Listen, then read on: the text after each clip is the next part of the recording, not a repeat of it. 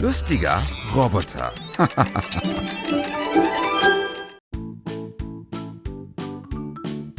Hallo allerseits, ich bin Handy Andy. Ich interessiere mich für verschiedene Werkzeuge, Autos und alles, was damit verbunden ist. Heute fahre ich auf eine Baustelle mit meinem neuen Cabriolet. Dort werden wir große Baumaschinen sehen. Ich hoffe, sehr viele interessante Informationen dort zu finden. Hier ist es. Schaut, sie sind bei der Konstruktion. Kräne heben die schweren Steine und bringt sie, wo sie gebraucht werden. Außer der Baustelle sehen wir auch große Autos. Sie helfen auch bei der Arbeit. Schauen wir näher zu. Das ist ein Kipplaster.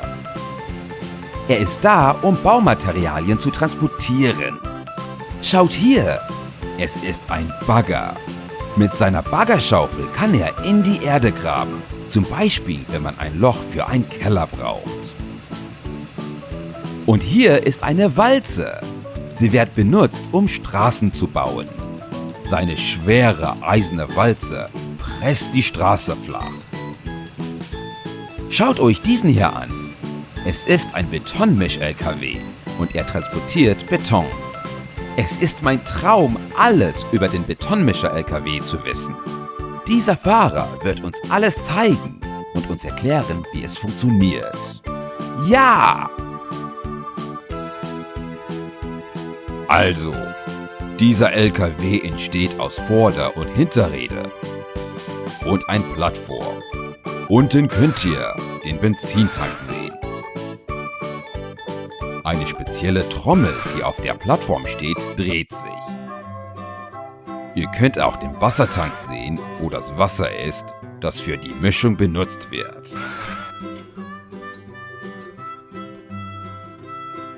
Hinter der Trommel ist die Ausrüstung, die den Beton ausschüttet. Da ist die Kabine mit großen Spiegeln. Oben auf dem Dach könnt ihr auch die orangenen Lichter sehen.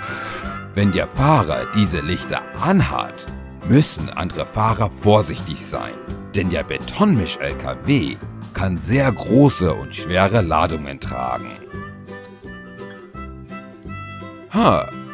Warum hat der LKW dieser Name Betonmisch-LKW? Und wie funktioniert es? Also Freunde, erst kommt der Sand, dann der Beton in die Trommel. Die Trommel dreht sich und mischt den Sand, Beton und Wasser aus dem speziellen Tank.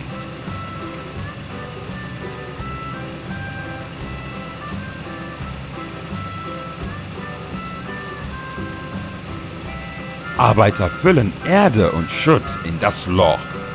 Danach wird es mit frischem Beton gefüllt. Hurra! Fertig! Die Straße ist repariert. Gut gemacht! Ich muss jetzt los. Wir bedanken uns bei den Betonmisch-LKW-Fahrer und verabschieden uns. Handy Andy ist in der Stadt. Er hat heute sehr wichtige Sachen zu erledigen, aber er wird euch selber alles erzählen. Hallo Freunde, ich bin es, Handy Andy. Ich gehe in die Stadt, um ein neues Auto zu kaufen. Wie ihr wisst, ich habe ein altes Auto und es geht immer kaputt. Ich habe schon die Zündkerzen gewechselt und die Batterie aufgeladen. Vielleicht könnt ihr auch erinnern, dass ich einen platten Reifen hatte, als ich in den Park fuhr. Ich hatte Glück, dass ich einen Ersatzreifen hatte und nach dem Wechsel weiterfahren konnte. Ich Glückpilz. Aber um ernst zu sein, habe ich mit den Reparaturen die Nase voll. Manchmal will ich das Auto einfach in der Werkstatt lassen. Und was mich traurig macht, ist, dass mein kleines altes Auto sehr langsam ist. Auch nein, schaut, alle Autos sind schneller als meiner. Und schneller kann ich nicht fahren, falls es kaputt geht. Deswegen kaufe ich mir jetzt ein neues Auto. Ich komme jetzt zum Autohändler. Links abbiegen, langsamer fahren und parken. Hier sind wir. Ich schalte den Motor aus, schließe die Türen ab. Wir können nun reingehen und uns die neuen Autos angucken. Ja! Beim Autohändler kann man sich sehr viele Autos anschauen und dir das kaufen, das dir gefällt. Wow, wow, wow! Schaut euch an, wie viele Autos hier sind. Unglaublich! Es ist so schwer, nur eins auszusuchen. Schauen wir uns die Autos an. Schaut, hier ist ein Rennwagen. Es ist orange. Es hat einen speziellen Spoiler hinten, das es hilft, schneller zu fahren. Hier sind auch 2 Auspuffe. Dieser Wagen ist sehr cool und schnell. Aber es ist nicht geeignet, um in die Stadt zu fahren. Es macht sehr viel Lärm. Vroom, vroom. Okay, Freunde, gehen wir zum nächsten Auto. Es ist ein roter Jeep, groß und hoch mit breiten Reifen, das es hilft, ohne Probleme auf alle Straßen zu fahren. Ohne Teer, mit großen Steinen oder mit Löcher. Aber es ist zu groß für mich und der Wagen verbraucht sehr viel Benzin. Ich hätte gerne etwas kleiner. Oh, schaut hier. Es ist ein kleines Auto mit 2 Türen und sieht wie ein Spielzeugauto aus.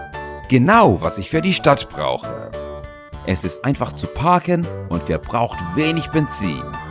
Aber es hat nur 2 Sitze für einen Fahrer und einen Passagier. Damit können meine Freunde nicht mitfahren. Ich muss mir ein anderes Auto finden.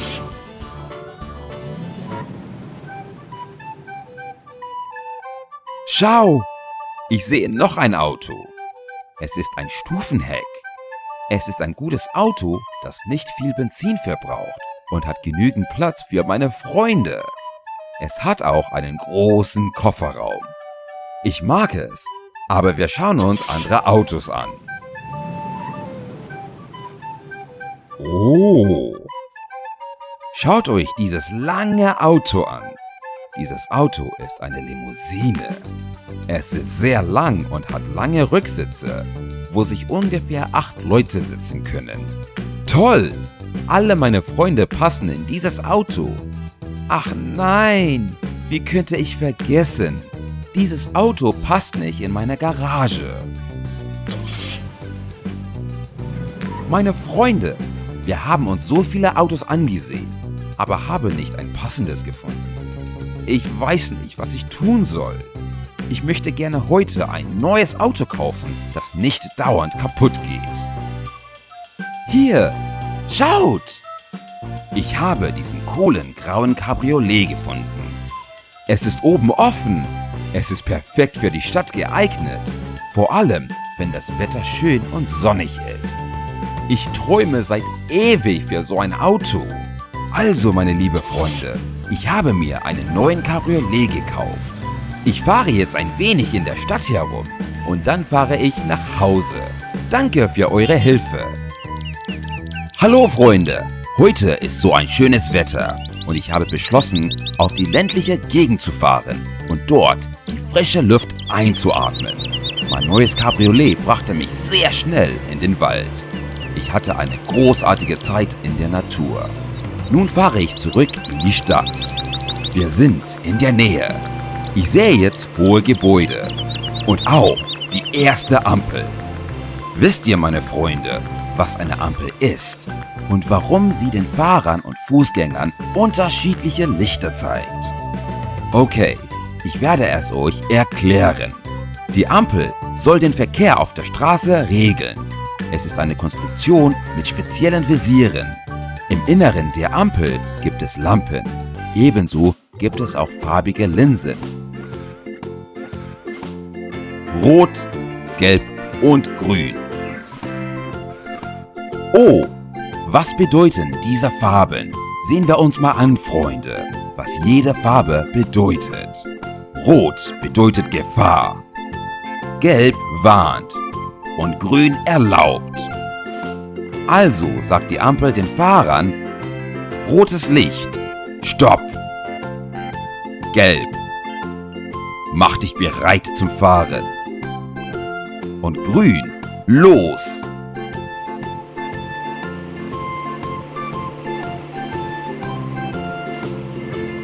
Schaut hier, das ist eine Ampel für Fußgänger. Es hat nur 2 Signale. Rot mit einem Bild einer Hand sagt die Fußgänger, dass sie die Straße nicht überqueren sollen. Sie müssen warten. Es bedeutet, dass die Autos jetzt fahren können. Und leuchtet das grüne Licht mit dem laufenden Mann, können Fußgänger die Straße überqueren. Alle Autos müssen warten. Aber sei vorsichtig. Wenn du die Straße bei Grün überquerst, solltest du auch sehr vorsichtig sein, weil es einige spezielle Autos gibt, die bei Rot und Grün fahren können. Diese Autos haben spezielle Signale, Notbeleuchtung und Sirene, Ambulanz, Feuerwehrauto und Polizeiauto. Alle Autos und Fußgänger müssen ihnen Vorfahrt gewähren. Vergesse das nicht, mein Freund. Okay, die Straße ist jetzt frei. Fußgänger können die Straße nun über den Fußgängerüberweg überqueren. Wenn wir grünes Licht für Fußgänger haben, haben Autos zur gleichen Zeit rotes Licht. Okay, die Fußgänger haben die Straße bereits überquert und Fahrer haben gelbes Licht. Mach dich bereit. Und grünes Licht. Los geht's. Hurra, meine lieben Freunde. Jetzt wisst ihr alle, was eine Ampel ist. Und es ist Zeit für mich zu gehen. Tschüss, bis bald. Hallo Freunde, ich bin Handy Andy und das ist mein kleines altes Auto. Heute ist das Wetter großartig. Es wäre wunderbar, in den Park zu gehen. Kommt ihr mit mir? Okay, starten wir das Auto. Oh, was ist passiert? Warum funktioniert das Auto nicht? Lass uns die Haube öffnen und nachgucken. So, lassen wir erst die Zündkerzen überprüfen. Sie sind im Motor. Zündkerzen sollten einen Funken erzeugen, das das Benzin anzündet und den Motor startet. Wenn die Zündkerzen schmutzig sind, gibt es keinen Funken und das Auto springt nicht an. Nehmen wir die Zündkerzen raus. Sie sehen schmutzig aus. Wir sollten sie sehr vorsichtig sauber machen. Versuchen wir wieder, das Auto zu starten. Oh nein! Es funktioniert immer noch nicht. Was nun? Okay, hier ist eine Idee. Überprüfen wir die Batterie. Sie könnte leer sein. Ja, ich hatte recht. Sicher komplett leer. Und an die Batterie anschließen? Sie haben spezielle Klemmen. Sie sind rot und schwarz. Also, sie lädt. Schaut, Freunde, es gibt spezielle grüne Striche, die den Ladevorgang anzeigen. Wenn alle Striche voll sind, dann ist die Batterie vollgeladen. Fertig? Lassen wir die Batterie zurück in das Auto setzen. Hurra! Wir haben es geschafft! Unser Auto startet und kann uns nun ohne Probleme in den Park bringen. Ich fahre langsam, weil mein kleines Auto alt ist. Ups! Ich höre eine Sirene hinter mir. Es ist ein Polizeiauto. Ich muss ein wenig schneller, aber vorsichtig fahren, weil wir es die Vorfahrt geben müssen. Wenn das spezielle Signal und Lichter an sind, meint es, dass die Polizei in Eile ist, um jemandem zu helfen. Andere Fahrer müssen es die Vorfahrt geben. Hier ist ein Taxi und es ist auch in Eile. Okay, ich gebe es auch die Vorfahrt. Schaut, Freunde, dieses Auto hat ein schwarz und gelbes Schild auf dem Dach, worauf Taxi steht. Ein Taxi ist ein Auto, das Passagiere zu ihrem Ziel fahren. Die Passagiere bezahlen den Taxifahrer Geld, weil das sein Beruf ist. Der Taxi und die Polizei fuhren schneller und besser als ich. Ich bin ein wenig traurig, weil alle Autos schnell fahren und ich langsam wie eine Schildkröte.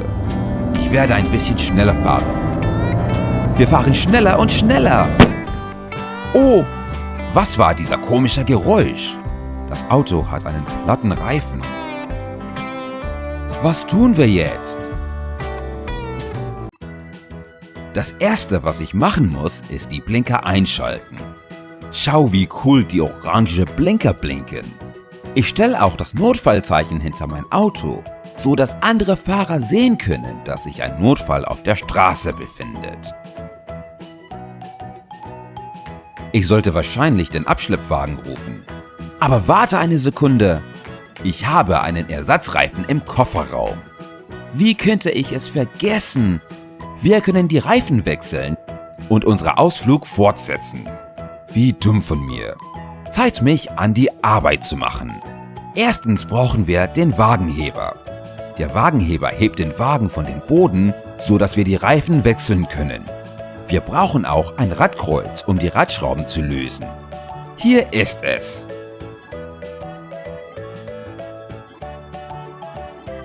Fangen wir mit dem Radwechsel an. Stell den Wagenheber und das Auto an der Seite mit der platten Reifen und hebe den Wagen ein wenig an. Jetzt benutzen wir das Radkreuz, um die Radschrauben zu lösen.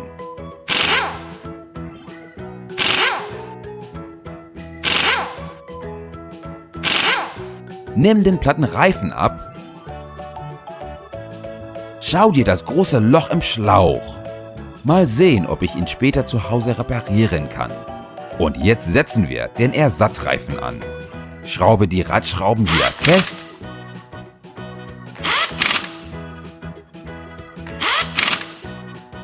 Und senk vorsichtig und langsam das Auto wieder runter. Der Wagenheber kommt wieder in den Kofferraum. Nun starten wir das Auto und vroom! Los geht's! Wir haben es geschafft! Fahren wir, Freunde! Aber dieses Mal fahren wir langsam. Hallo, Freunde! Sehr schön, euch wiederzusehen. Wenn wir in der Stadt sind, sehen wir oft sehr viele verschiedene Autos überall. Wir haben schon viele verschiedene Autos beim Autohändler gesehen, als ich meinen Cabriolet gekauft habe. Erinnert euch noch daran? Wir haben einen Jeep, Limousine und ein Stufenheck gesehen. Alle Autos sind durch Form und Typ abweichend. Heute wird Handy Andy mehr über die verschiedenen Typen von Autos erzählen. Er arbeitet in seiner Garage. Also, gehen wir hin, Freunde. Hallo, schön euch wiederzusehen. Ich zeige und erzähle euch über einige Typen von Autos. So, schaut euch dieses Auto an. Es ist ein gelber Sportcoupé von Audi. Coupé meint, dass es 2 Türen hat. Dieses Auto ist sehr schnell und kann in Rennen teilnehmen. Es hat Allradantrieb und bedeutet, dass der Motor alle 4 Räder gleichzeitig antreibt. Gehen wir weiter. Das ist ein weißer Land Rover. Es ist ein Geländewagen mit hohen Bodenfreiheit. Es ist ein starkes, allradangetriebenes Auto. Der Land Rover kann überall fahren. Große Steine, im Sumpf oder wilde Felder. Es gleicht sich einen Panzer an. Es hat 5 Sitze, 2 vorne und 3 hinten und einen großen Kofferraum. Oh mein Gott! Hier ist ein sehr hübsches Auto. Ein Lexus. Es ist ein Stufenheck und hat einen sehr starken Motor mit 2 Auspuffen. Stufenheck ist ein Auto, das geschlossen ist und 4 Türen hat. Lexus ist ein sehr luxuriöses und teures Auto. Gehen wir weiter. Dieses blaue Auto ist ein Opel Corsa.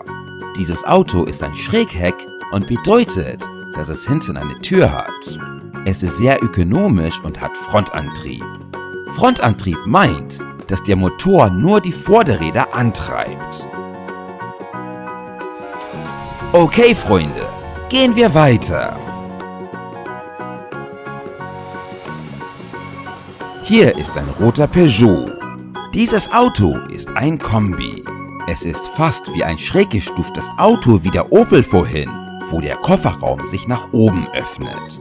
Der Unterschied ist, dass beim Kombi der Kofferraum größer und länger ist. Meine Freunde, das war's für heute. Wir haben 5 verschiedene Arten von Autos gesehen. Macht euch bereit für das nächste Video. Ich zeige euch mehr Autos. Es tut mir leid, aber ich muss mit meiner Arbeit weitermachen.